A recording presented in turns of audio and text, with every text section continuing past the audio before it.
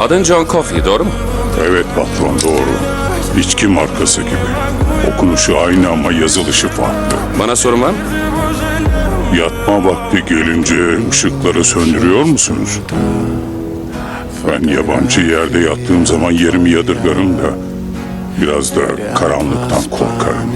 John Coffey, mahkemede jüri heyeti seni suçlu buldu ve davana bakan eyalet yargıcı seni idam cezasıyla yargıladı. İnfazından önce bizlere söylemek istediğin bir şey var mı? Böyle biri olduğum için çok üzgünüm. Lütfen patron. Yüzüme bu maskeyi geçirmesinler. Beni karanlıkta bırakmayın. Ben karanlıktan çok korkarım.